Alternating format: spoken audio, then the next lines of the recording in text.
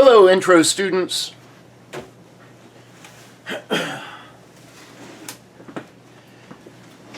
Oh, I know I haven't done a video in a while. I've been having some technical difficulties. But we're going to start on chapters 7 and 8 in the textbook today. Alright? So, both chapters are about social stratification. One about stratification more within a country, particularly the United States is the focus, and the other one more of a global stratification between nations. So, what is social stratification? Well, anytime you're talking about stratification, you're talking about something that is layered. Alright? So, social stratification at this point, with the globalization of capitalism, is typically done in terms of property, power, prestige, these kinds of things that end up ordering society. So there are three major forms of social stratification. We're going to focus on class, economic class, throughout the chapter, but there are also some important other things that we need to discuss for the more global view. The three most common types of social stratification throughout history have been slavery, caste systems, like historically in India, and economic class. Now, these are not by any means the only forms of stratification. These are just the three big ones, historically speaking again. So let's look at each one quickly, and again we're going to focus much more on economic class. So let's take slavery. Slavery is perhaps one of the oldest forms of stratification, if not the oldest. It's a form of stratification where people believe that they can own another human being. Now, there have been three major justifications for enslaving another group of people. And those three justifications have been debt, crime, and war. So, we can see throughout history, ancient Greeks from one city-state would enslave other Greeks from other city-states. Ancient Romans enslaved the ancient Greeks. Oftentimes they would enslave philosophers to go in, particularly the patricians in ancient Rome, the aristocracy of ancient Rome. They like to buy themselves Greek philosophers to tutor their children. Now, we see that when we talk about slavery in the United States, we tend to think about it in terms of our own history of slavery. And we're going to turn to that in a moment. But conditions of slavery actually varied wildly from different points of time and different regions, and did not all occur the same way. So let's look at some of the differences. First, let's turn our attention to ancient Hebrews. The Israelites have a tradition called the Year of Jubilee. And in the Year of Jubilee, in ancient times, it would occur every 50 years, and all people enslaved would then be free. So, you know, if you were enslaved the year before Jubilee, then your stint's not going to be that long. But if you're enslaved after the year of Jubilee, you're in it for the long haul. Slavery was not always inheritable. The idea that if you were born to enslaved people, that you also must be enslaved, was not at all how other cultures looked at this. For instance, in ancient Mexico, among the Aztec, the offspring of enslaved people were considered free. They did not inherit the social conditions of their parents. The next one, enslaved people were not in every case powerless and poor.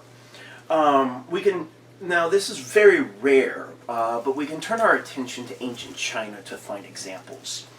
There was, I forget his name, But there was an admiral in the Chinese, well, what we would today call the Navy, who was enslaved.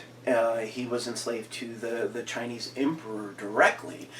And because of his travels and amassing wealth in the travels and trade and what have you, he actually became more powerful and more wealthy than the emperor, who technically held him enslaved. Now, keep in mind, though, that that's rare. That's not something that was common. All right. Now, then we also have conditions that are not technically slavery, but are kind of like pseudo-slavery, so to speak. And in particular, what I'm talking about is bonded labor or indentured servitude. So, indentured servitude was used quite widely in Europe, coming to the American colonies. This is how it would work. If you were impoverished European, you could go to a more wealthy European or a European business and say, look, I will agree to work for you for 5 years if you'll pay my way to the colonies. I will work for you for whatever set period of time. Now, this is a contractual system. And the person is basically selling themselves into a kind of bondage. And while in theory, once the contract was up, then you should be able to go on your merry way, and you typically get some kind of severance, like a tract of land, some animals, some farming equipment, things along those lines. But that, in practice, is not always how it would work. And so, say that you're an indentured servant and you accidentally break a tool. Well, then that tool might then be used as a justification to extend your contract for another 6 months, another year, what have you. You also have conditions where poor parents were selling their children into indentured servitude. And so the main thing that makes it different, indentured servitude versus enslavement, is really this question of choice and entering into a contract that's legally binding. But the line gets even more blurry when you're talking about parents selling their children. So, for any kind of social stratification, and that includes enslavement, ideology must be developed to morally justify the social structure. So we've talked quite a bit about ideology over the course of the semester, but keep in mind, ideology is an overall worldview. It's a set of moral codes. It is how you make sense of the world you live in. And then, in turn, how you interact with the world. So, ideology always ends up, or the dominant ideology, I should say, because there's always counter-ideologies. The dominant ideology always justifies the status quo, whatever the status quo may be, whether you're talking about slavery or caste systems or economic class systems. Now, let's turn our attention to the case of slavery in the Western Hemisphere, because what happened with the transatlantic slave trade, historically, we had never seen anything like it. And so a couple of things made it different. One, the sheer size of it, the number of people and nations involved in it. I mean, we never saw a system of slavery, historically speaking, practiced on such a large scale until that point in time. Another thing, it was inheritable. It was inheritable, so if you were born to someone who was enslaved, then you were automatically a slave yourself. And then also this very strange notion of race was introduced. Now, if you go back into ancient writings and you see them using the word race, they'll use the human race, or they'll use, talk about a certain tribe as a race. It was language just in terms of talking about particular social groups. The idea of then taking that concept of race and turning it into something in terms of skin color and other phenotypic features was never done before. The modern concept of race was invented to justify enslaving a certain group of people. And keep in mind that the notion of race has no biological foundation whatsoever. Yes, we all look phenotypically different. We have different skin tones. We have different hair textures. We look very different from one another as a species.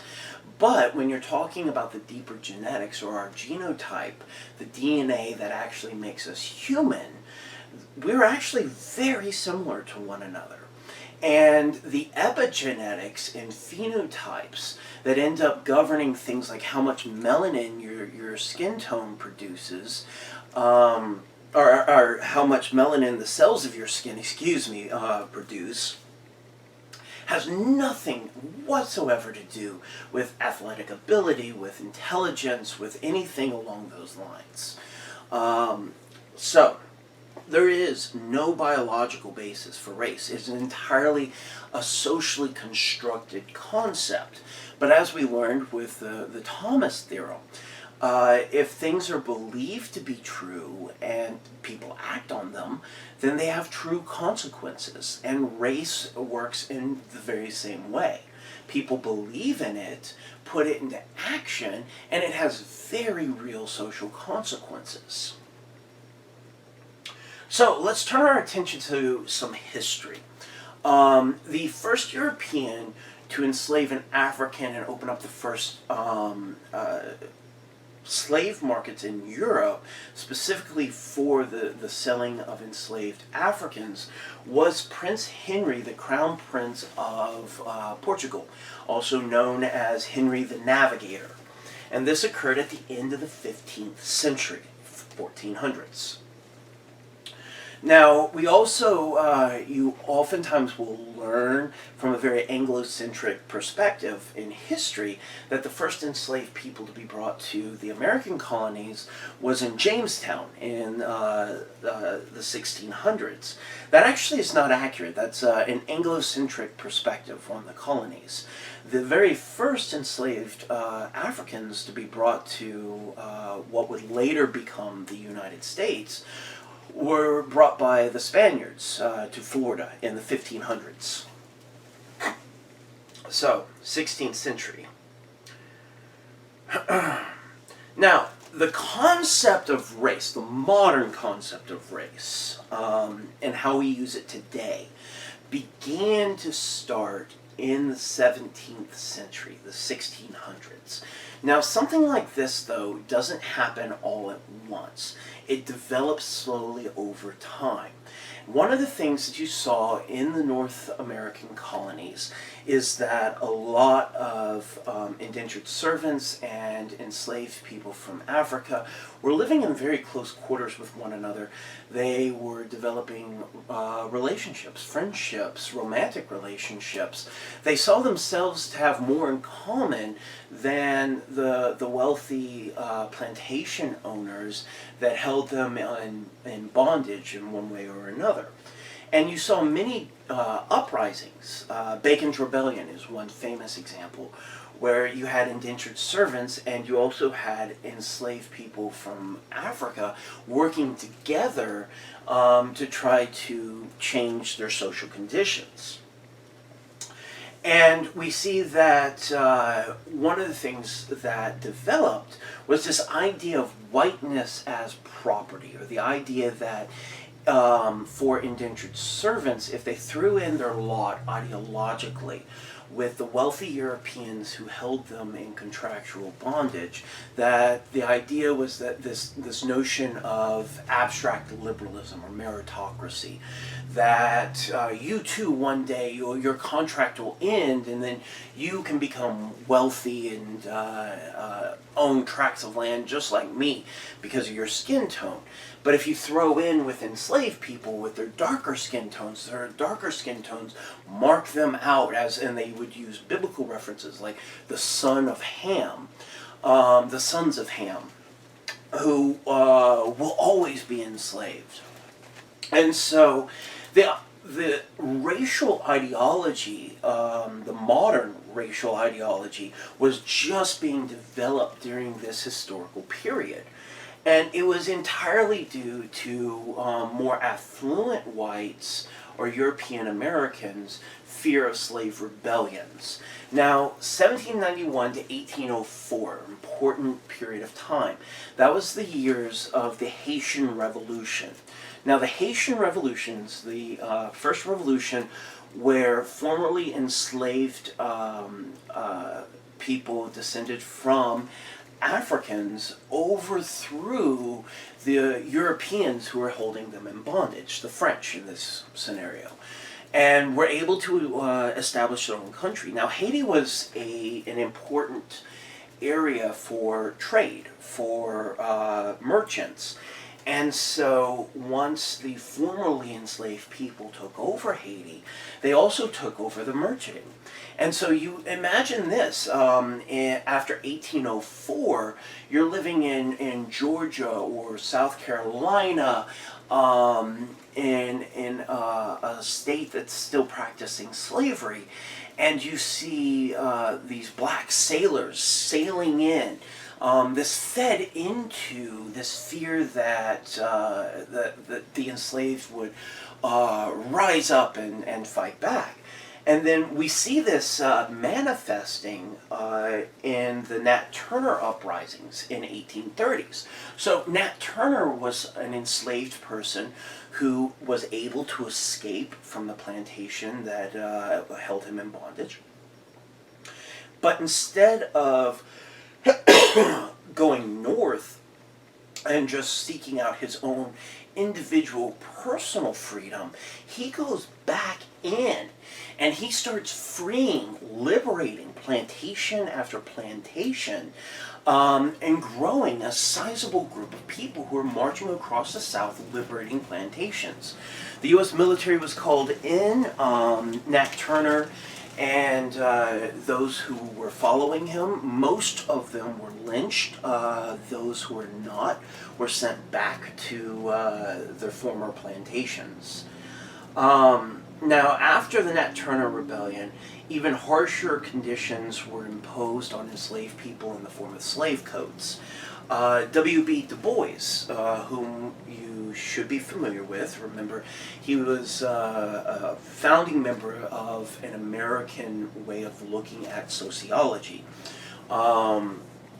He was one of the first official American sociologists.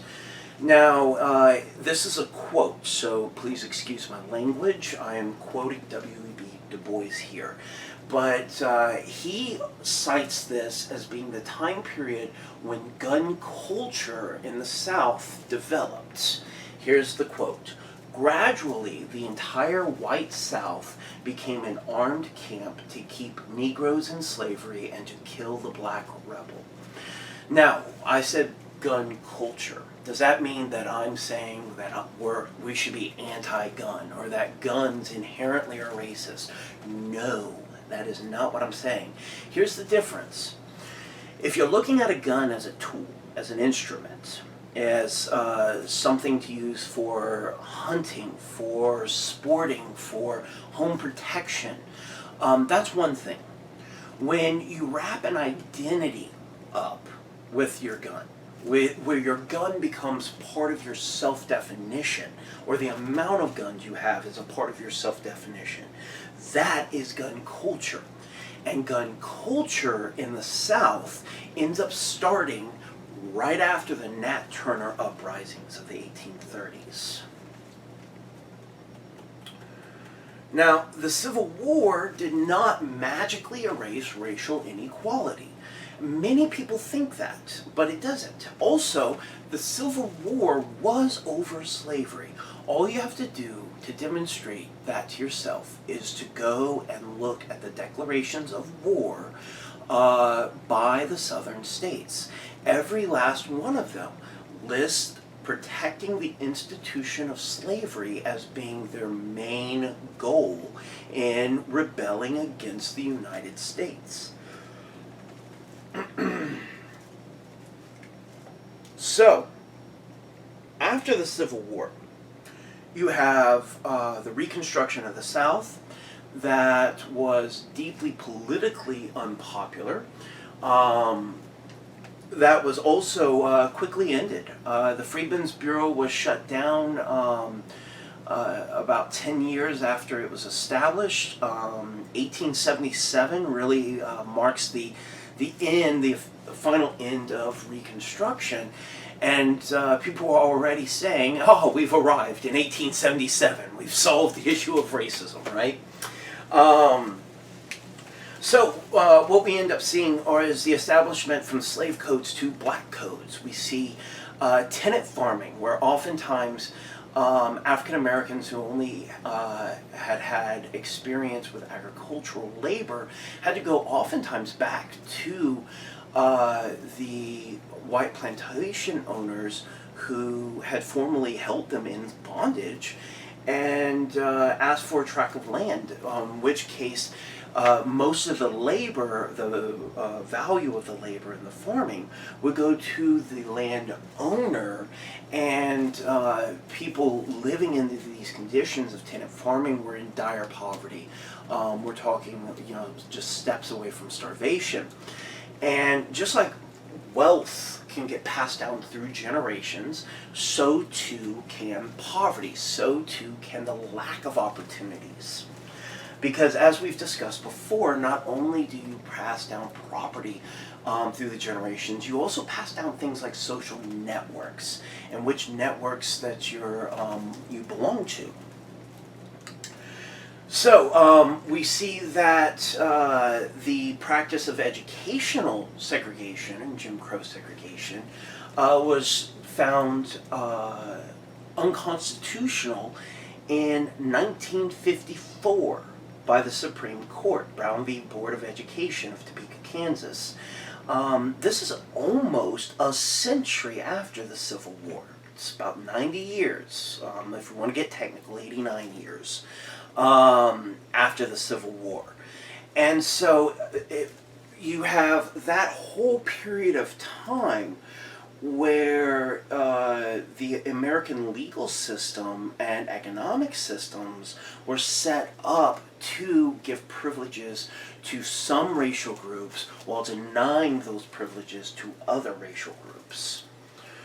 Now, this also leads us to what we were talking about in terms of ideal culture and real culture back in chapter 2. All right. Now, I'm going to introduce new concepts. The first is de jure. De jure is two words, D-E, then J-U-R-E. De jure conditions. De jure means by law. So what the law actually says. Now, according to the law, racial discrimination is illegal. De facto. D-E, second word, facto, F-A-C-T-O. So this is what's happening in point of fact and what's actually occurring, what people are actually doing. Just because you change the law or you get rid of a law doesn't mean that you've stopped people from engaging in the same behaviors. You've just removed the formal justification. But ideology does not necessarily need the formal justification to maintain informal practices. All right. So think of de jure conditions and de facto conditions as being similar to de jure would be ideal culture, de facto would be real culture. And while Jim Crow segregation was struck down as unconstitutional, we still see we live in a highly segregated society. From the north to the south, east to the west, in the United States, we're still very highly segregated when it comes to race and ethnicity. Now, there's also contemporary slavery. For instance, people think of slavery as being something that's historical. Anytime you hear a story on the news or anything about human trafficking, what they're talking about is modern day slavery. That's what it is. Let's look at some other examples. Now, slavery was not illegal in Mauritania and the Sudan until the 1980s. Niger did not ban slavery until 2003. Enslavement of children for labor and for sex work is a serious problem in Southeast Asia, Africa, parts of South America, largely funded by Western corporations who are then benefiting from this labor. I mean, some of the companies who have been caught in the past using enslaved child labor, Gap, Nike, the list can go on and on and on. You can look this up for yourself. It's very much was publicized at the time when they were caught with it. Now, slavery ended with the 13th Amendment in 1865 in the U.S. However, the 13th Amendment has a loophole in it that you can still practice slavery in the United States if the justification is for a crime. So even in this country, we are still practicing slavery through the criminal justice system. Now, here's how these amendments work. So, 13th Amendment was one of the Freedom Amendments that ended up being the first one to ban slavery across the country, except in cases of using the criminal justice system. Now, typically, if states vote against an amendment, they don't want to accept an amendment, but it still passes, then the state, to show unification with the rest of the country, will go ahead and ratify the amendment anyways. It doesn't matter. It's already become the law of the land. It's a symbolic gesture saying, okay, we agree and we'll go with the country as a whole. So the 13th Amendment was ratified in 1865. Mississippi did not ratify the law until 1995. So it wasn't until 1995 that Mississippi as a state finally said, okay, I guess slavery was a bad idea.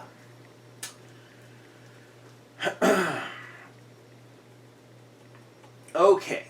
Now, let's turn our attention to caste systems. Caste systems are a form of social stratification where people are born into a certain status. And that status will determine what kind of occupation, what kind of work they will do for their society. And so whatever your parents did, that's what you will be expected to do. Now, caste systems also tend to practice a strict degree of endogamy. Endogamy is marrying within your own group, as opposed to exogamy, which is marrying outside of your own group. So caste systems typically require you to marry within your own caste system. Now, I'm not going to pretend to be an expert on the Indian caste system. I'm not at all. I know enough to know that it is highly complex.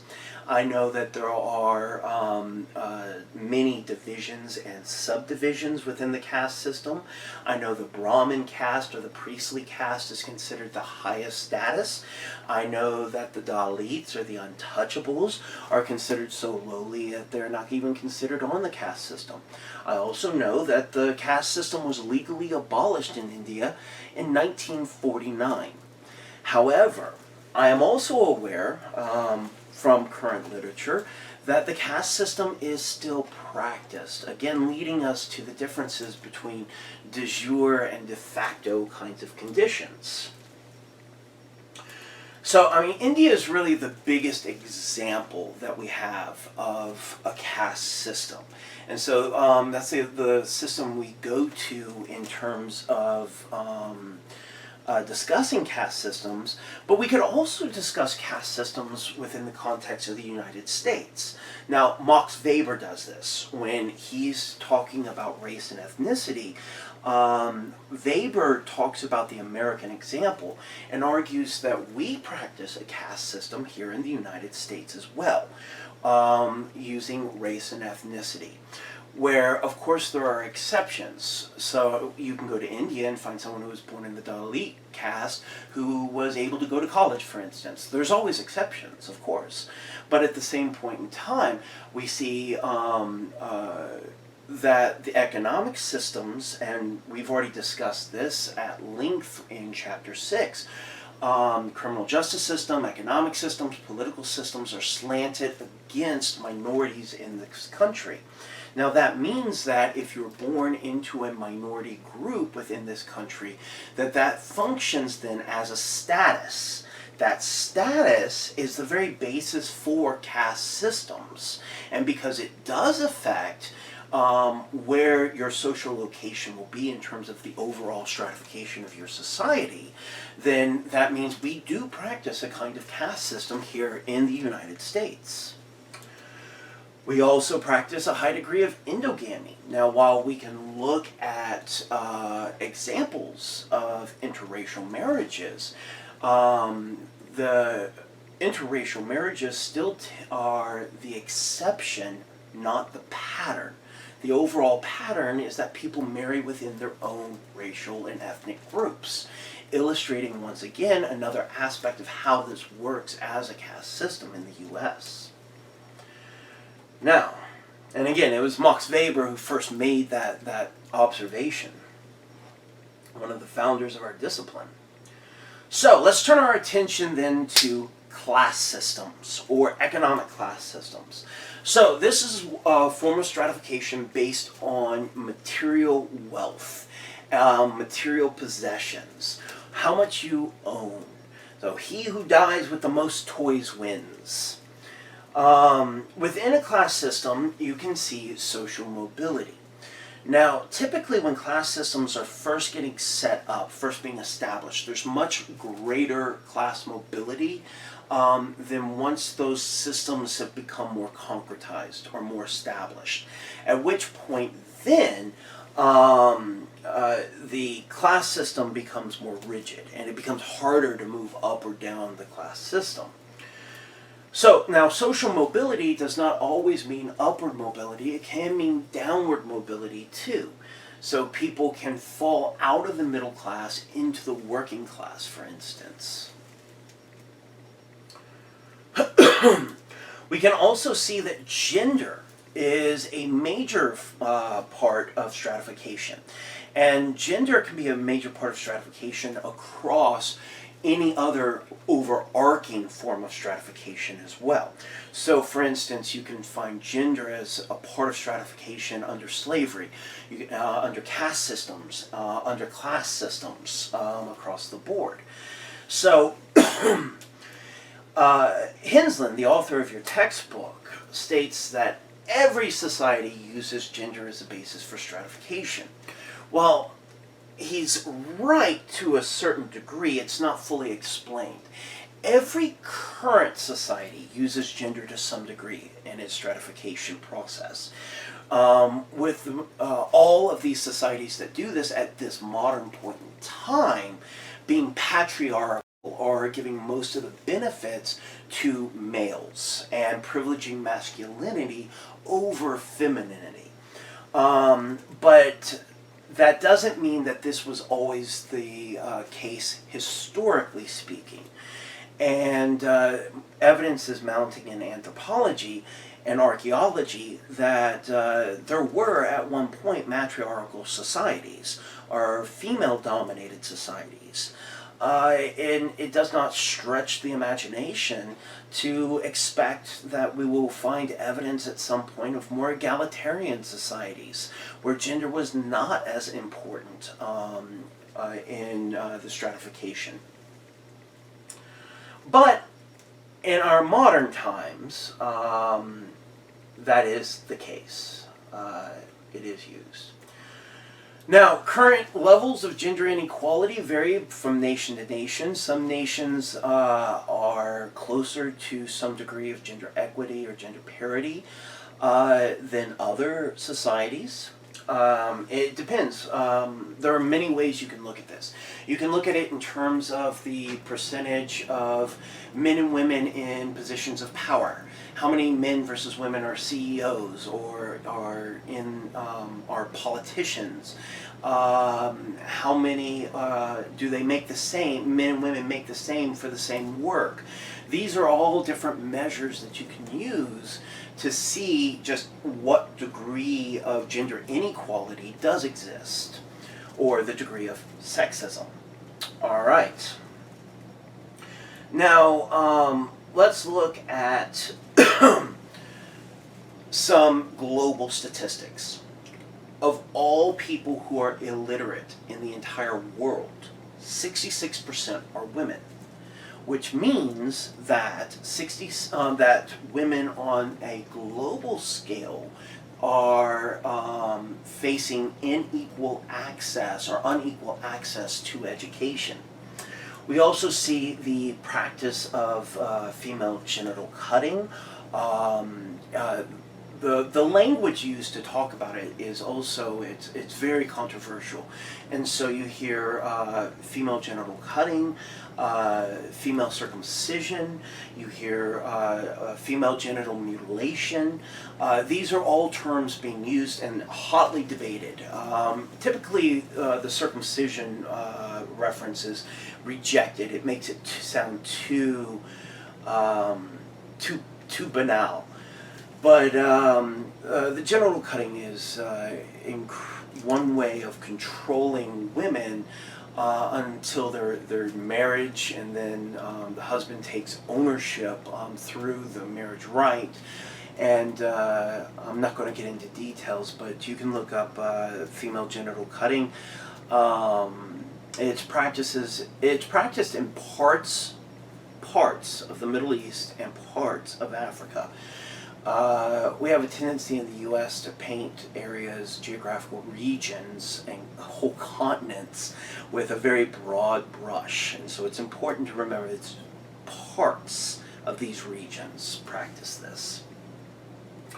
Currently, in every modern society, men on average earn more than women on average when we control for what occupation they're working and their degree of education and the amount of work experience they have.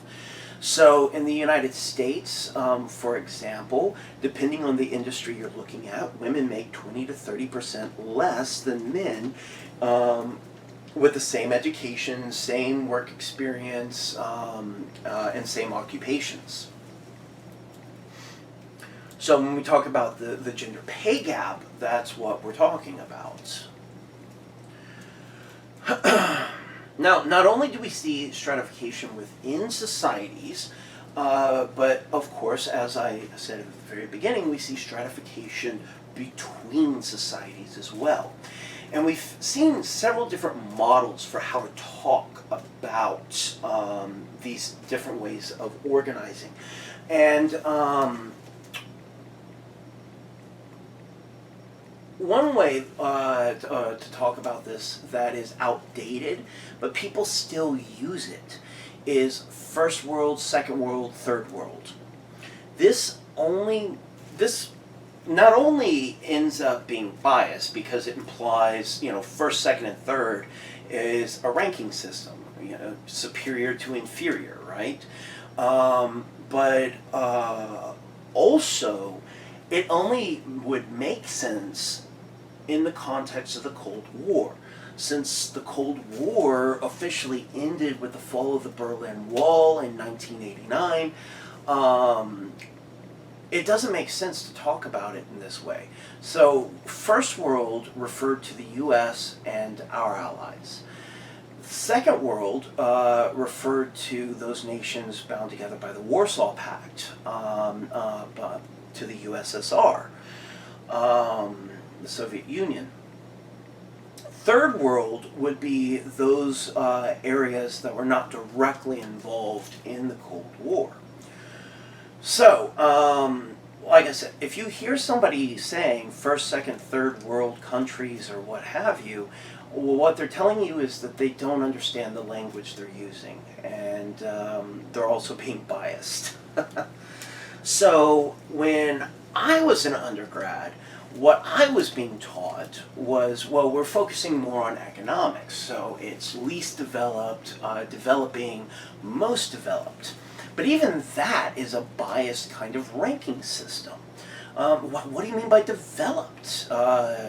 You can hear it as economics, that's how it was intended, but you could also read that as socially developed, culturally developed. And again, it's a ranking system, right? So, developed doesn't quite get at what we're really talking about. And what we're really talking about when we're talking about stratification between nations is the degree of industrialization on the economy. So currently, social scientists who end up studying globalization, economic globalization in particular, will use most industrialized nations, industrializing nations, and least industrialized nations. Though it's important to note that the dividing line between least industrializing nations and industrializing nations is fairly thin. And you'll find many parts in industrializing nations that actually are indistinguishable from least industrialized nations, though that is the terminology we're using at this point in time. And as language always does, it evolves, and I am certain that this language too will eventually evolve as social and cultural conditions change. Now, with the fall of the Berlin Wall, we see money, we see labor, we see consumption no longer being divided among the world. We end up seeing a lot of fluidity in terms of where people are moving their business interests. Where, I mean, the fall of the Berlin Wall opened up Eastern Europe for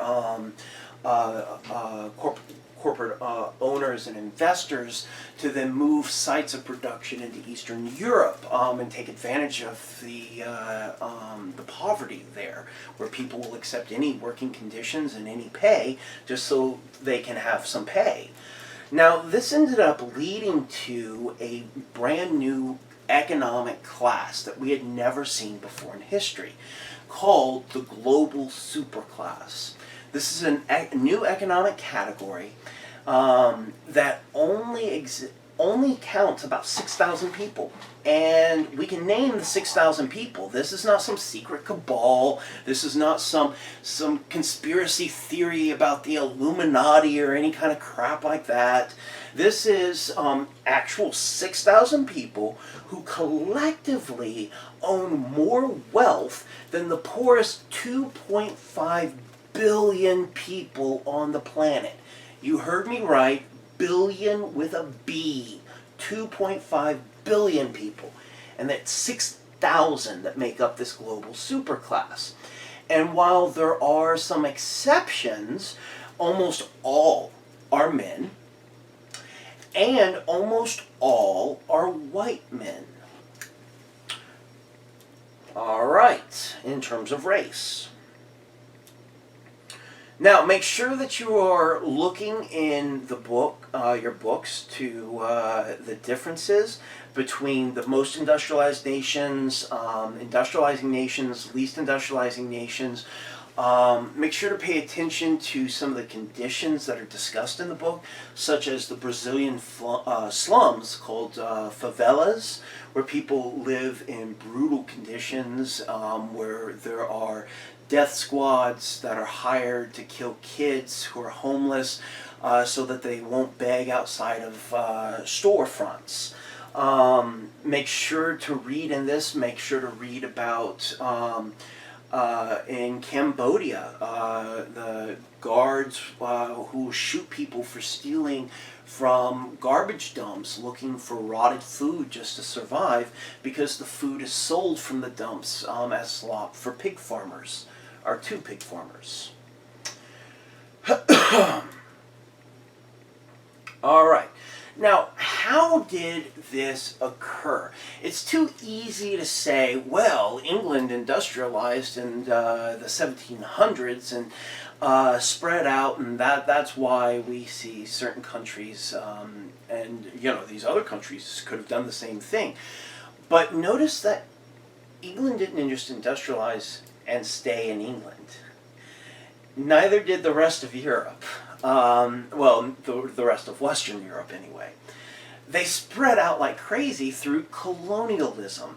So there are three basic theories in sociology, and the first two that we're going to talk about are taken seriously. The third one is generally rejected by the vast majority of sociologists, and those who promote it are oftentimes viewed as being on the fringe. But I will talk about all three. The first one, the first two go hand in hand. They work really well together. The first one is colonialism itself. It is undeniable that the poorest nations are those who were once held as colonies by currently the richest nations. So when we start looking at the process by which one country takes over another country and then tries to impose their economic system, their political system, their culture, and completely wipe out the culture that existed beforehand in that area. And then the colonizing country ends up exploiting the natural resources as well as the labor value of the region that they've just colonized. That is colonialism. That's the purpose of it, is to take labor value, take raw materials from the area that was colonized. So is it really any surprise you fast forward several hundred years and you end up finding that countries that were colonized ended up becoming the poorest? And if you say, well, what about the United States? The United States is one of the richest nations in the world, and it was colonized by Europeans. And my response is, look at the indigenous population of America. Look at what happened to Native Americans. That is what we're talking about in colonization. I mean, we still have a form of internal colonization. We call them reservations. All right.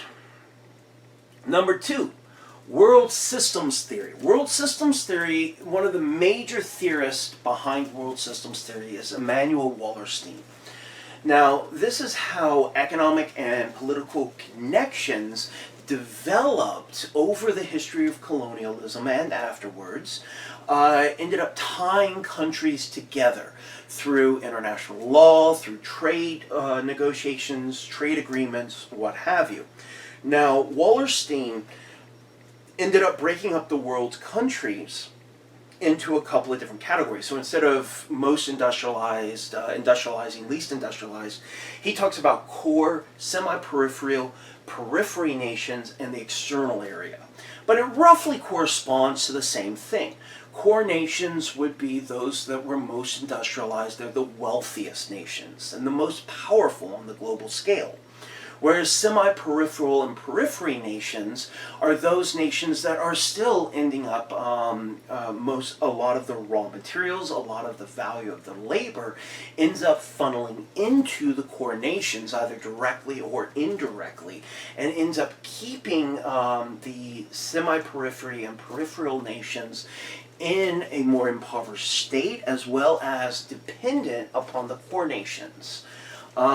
Now, the external area would be that shrinking area of the world that is not a part of the globalization of capitalism.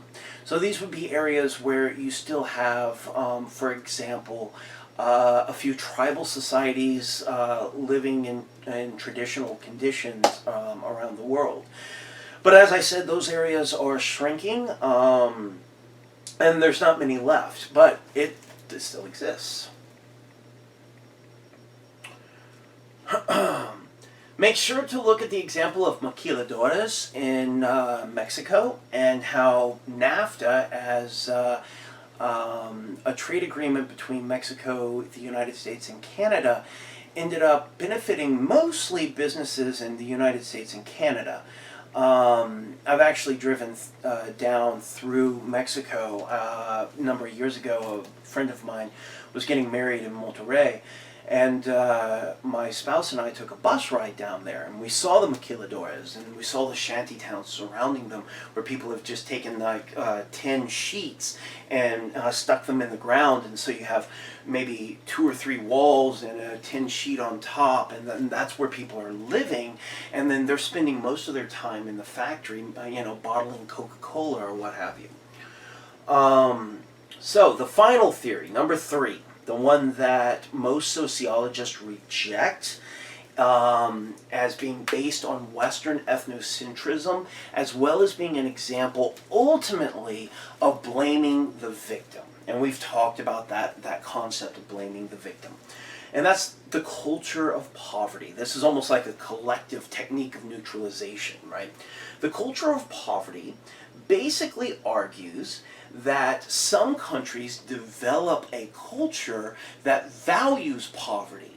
So from this perspective, why are poorer nations poor? It has nothing to do with history or the past and colonialization or current trade agreements or the International Monetary Fund or the World Bank and their policies. No. Poor nations are poor because they want to be poor. Yeah, when you state it just bluntly like that, it doesn't make a whole lot of sense. But it is one thing we see coming from the economist John Galbraith and the anthropologist Oscar Lewis. These were being proposed in the 60s and 70s. So, like I said, now in the 21st century, most of social scientists reject this. Now, what about stratification in general? Now, since most societies, modern societies that is, stratify or have some kind of hierarchical structure, then it must somehow be functional, right? So let's turn to functional analysis, structural functionalism. In particular, the classic statement coming from structural functionalism comes from Kingsley Davis and Wilbert Moore. You may be remembering the name Kingsley Davis. He was the one who did the study on extreme isolation, looking at Anna and Isabel that we discussed back in Chapter 3 on socialization. So, they had 4 basic arguments. The first one, for society to function, its positions must be filled. That's uncontroversial. For a society to function, all the necessary positions must be fulfilled. We're seeing this with the COVID-19 outbreak and then the designation of essential workers who are risking their lives to keep distribution centers going, to keep Americans fed, to keep pharmaceuticals that people need for their health being passed out.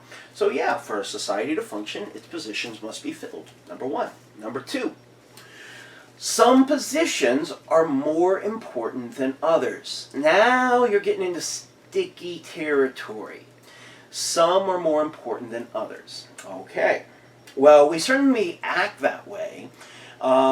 We treat certain things as being more important than others, but it's interesting, there's a bit of a contradiction or a paradox playing out before our eyes, because typically how you can tell if a society values a certain job or occupation or position is by how much those people in those positions are rewarded. But we have people who get very little reward for their work, such as those working in grocery stores, who get very low status, but who are considered essential workers. So they're considered important enough that they have to risk their lives by continuing to go to work, but not important enough to pay a decent wage to.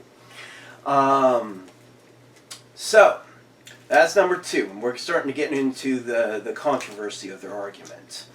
Number 3. The more important positions must be filled by more qualified people. Okay, if you're going to say, for example, like a medical doctor is considered more important, well, you certainly wouldn't want somebody without even a high school diploma going and doing surgery on you, for instance. But again, it all depends on what you mean by this vague language they're using, like qualified and important.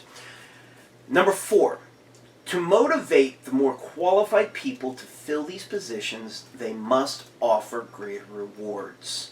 So that doesn't explain like hedge fund managers who just move money around. That doesn't explain trust fund babies who are born into their multi-millions and have never worked a day in their life. And so this explanation is only applied to those of us who actually work. So, today, this line of argument makes most sociologists, including structural functionalists, very uncomfortable. And the best expression for why it makes us uncomfortable today, and also a way of blaming the victim when it comes to people who are living and are stuck in poverty, came from Melvin Tooman, who is coming more from the conflict perspective. In 1953, he responded to Moore and Davis with three just devastating critiques. Number one, define your terms. This is a science. Operationalize your terms. What do you mean by important? Garbage collectors, sanitation workers will save more lives by preventative measures than any doctor will over the course of his entire career. And yet, they're not deemed important in this perspective. That makes no sense. They should be making more money than doctors are in this regard then. Number two, if our society really worked that way, if it really worked that way, that the most qualified, the most able would then fulfill the more important positions, and the way that they become qualified is through our formal education system, then the best way to predict how somebody would go to college would have to be their academic ability. But that's not what we find. The best predictor of whether or not someone will go to college is their family's income, not their academic ability whatsoever. So in that sense, we do not live in a meritocracy. We live in a society that rewards people who already have a lot. And then the third one, if stratification is so functional as was claimed, why does it cause so much dysfunction? Why is there so much conflict over economics, over finances, if this is all so functional? Obviously, that's a rhetorical question, and Tooman would argue it's not functional. Make sure to review, I know we've already talked about Marx and Weber and their main concepts, main ideas. Make sure to do a review of that. There will be questions on the exam for that. Also, one thing I want to call your attention to is Weber's three components of class, which is property, power, and prestige, and the way that you can have a lot in one of these areas, and then you can trade off for the others. So, for instance, say that you have property in the form of a lot of wealth. Well, you can end up trading in that property by doing a campaign, putting it into a campaign and getting elected to political office. Yeah, that's gaining you political power. You can use it, your money, to give yourself a platform on cable networks and get yourself prestige in this way. So make sure to take a look at the ways that the three P's, as they're sometimes called, can be divided up. Also, a distinction. Wealth and income are not the same things. Income is money that's received from working a job or from assets, such as owning stock and what you get back from those investments. That would be income. Wealth would be the total value of everything you own minus your debts. And when you look at wealth, what you find is the majority of Americans actually have negative wealth. We are in so much debt that the debt we owe does not equal the amount that we own. All right.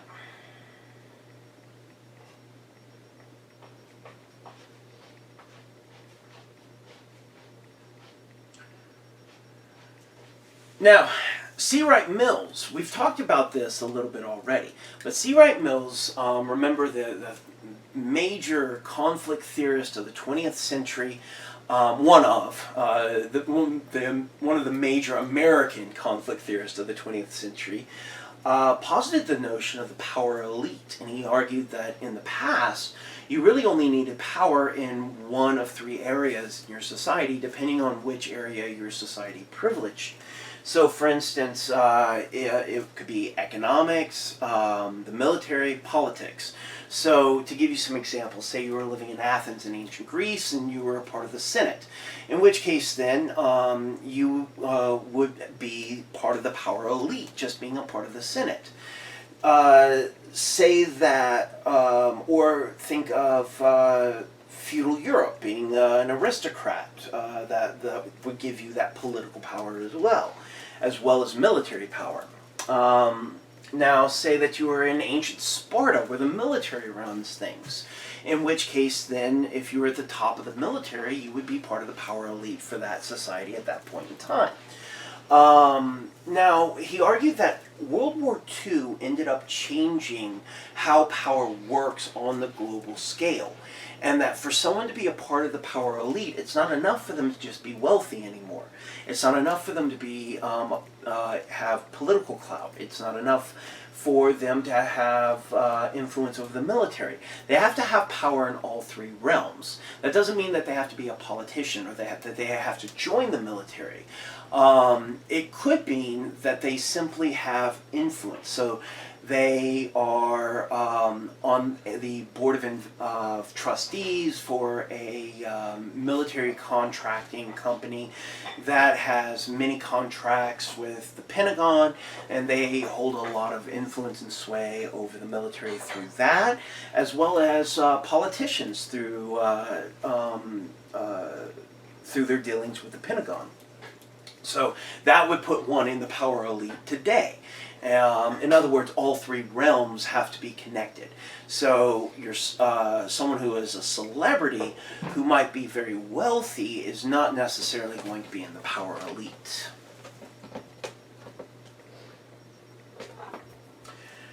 Now, make sure to look at status consistency versus status inconsistency. So status consistency is ranking high or low in all three dimensions of social class, power, property, and prestige.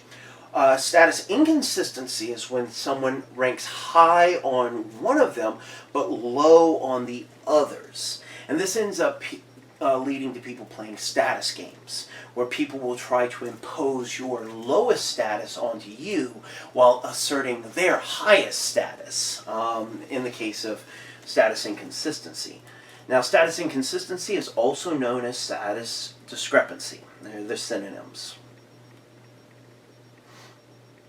Make sure that you're looking also through Chapter 7 and Chapter 8 at the statistical graphs that end up going along with this lecture, because you can see very starkly what I'm talking about when you see just the numbers laid out for you.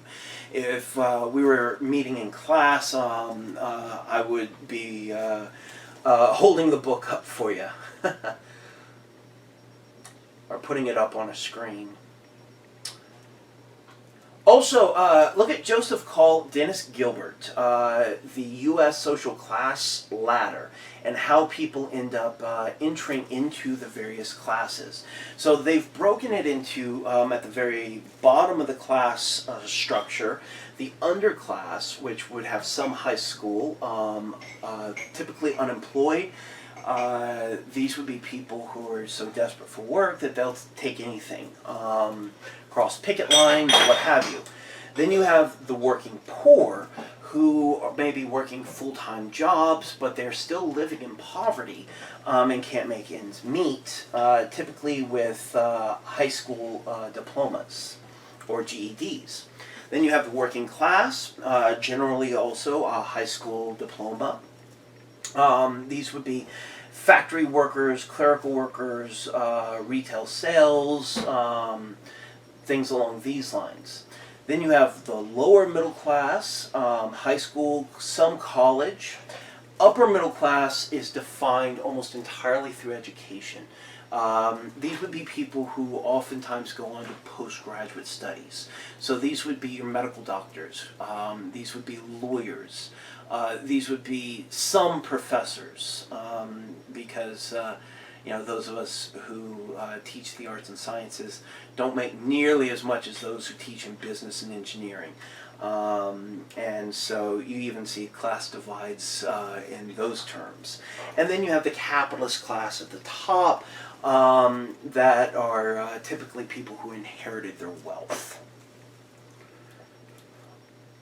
One thing I would like for you to take a look at, because education is such an important part of this, is look up Phillips Exeter.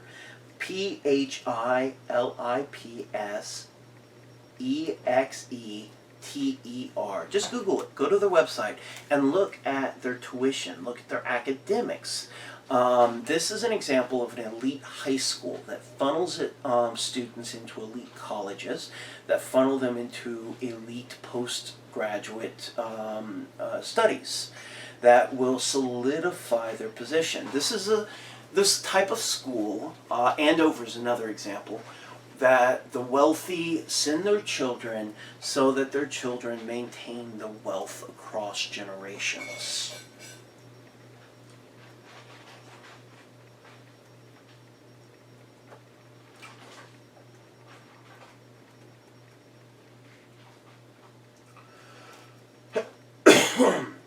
Make sure to look also in your readings where class affects both mental and physical health.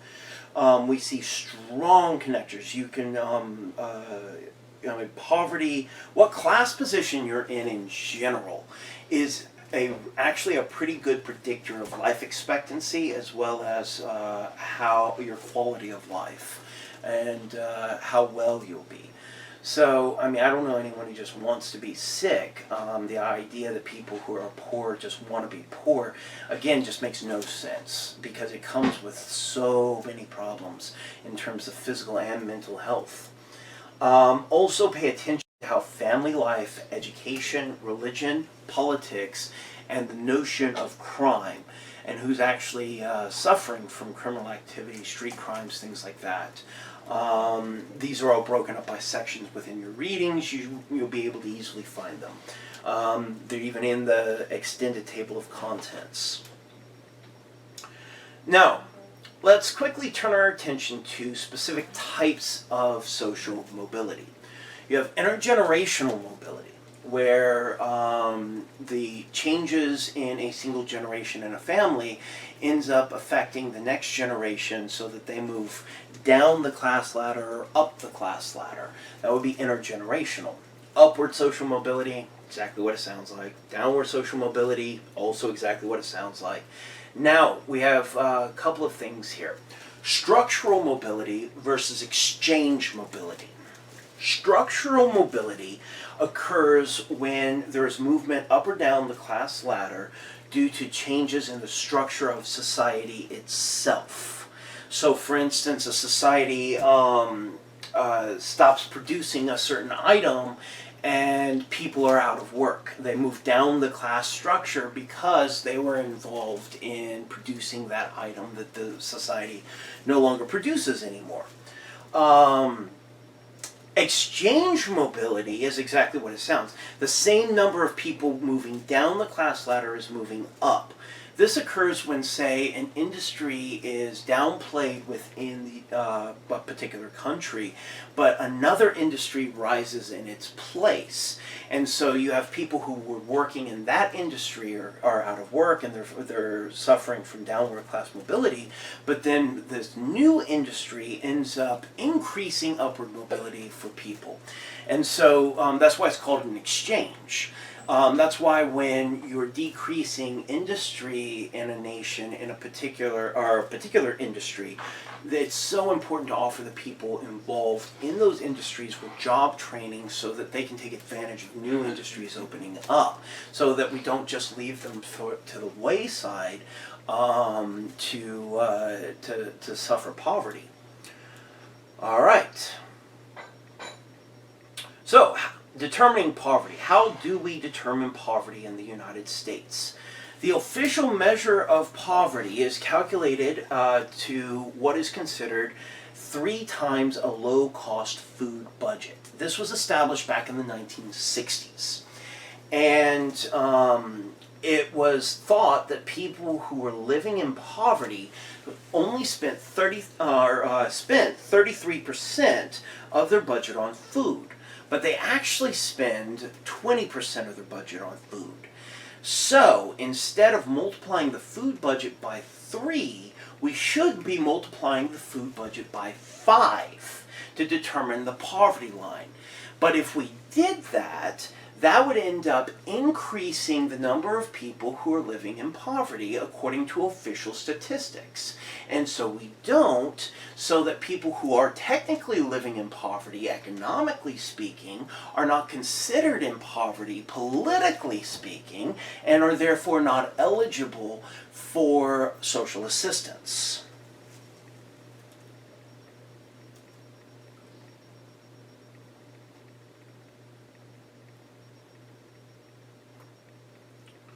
We also see one of the strongest predictors of poverty is race and ethnicity. Make sure to take a look at the figure in your textbook where it shows race and ethnicity and U.S. poverty and the way it breaks down. Now we see this as, again, a result of historical factors. And we've discussed a lot of those historical factors, but this was true across races and ethnicities. We can see that, of course, we're talking about averages here. Now, as I've said before, you have wealthy people of all sorts of races and ethnicities that you can point to. And the important thing, and you can point to a lot of impoverished people who are in the majority group in the U.S., European Americans, who are living in dire straits and dire poverty. So when we're talking about how wealth breaks down in terms of race and how European Americans are the wealthiest racial group, we are not saying every individual European American. We're talking about the group as a whole. We're talking about averages. All right. Now, gender, again, let's turn our attention here. Because of the strain placed on relationships due to financial issues, people in lower class positions face a higher rate of divorce. And since we as a society, meaning the United States, place most of the responsibility for child rearing on women, many women in lower class positions face single motherhood. Note that it's the lower class position that leads to single motherhood, not single motherhood leading to a lower class position. Because that's another thing, is that oftentimes in the United States, single mothers who are living in poverty are blamed for their own conditions. It's the class position that leads to that situation, not the other way around. And then finally, I will end with this, the Horatio Alger myth. Horatio Alger wrote a series of stories at the end of the 1800s, early 20th century, early 1900s, and they're basically all the same story, the rags to riches stories. So you would have some young kid who is an orphan living on the streets with not a penny to his name, and through hard work and industriousness, they end up becoming a captain of industry and one of the wealthiest people around. And it's this idea that there's limitless opportunities and possibilities in the country. That's a myth. That's simply not true. because where you're born and the characteristics you were born with end up determining so much of the opportunities for education, for occupation that you end up getting. And again, yes, there are always exceptions. Sociology is talking about these larger social patterns. So, the Horatio Alger myth is basically the belief in meritocracy that we've already discussed, as is mythological and ideological. So, that covers chapters 7 and 8. We will be moving on to chapter 9 next, and then chapter 10. That is as far as we will go for the last exam. I hope everyone is doing well and safe and well, and I will talk with you again soon. Have a good one.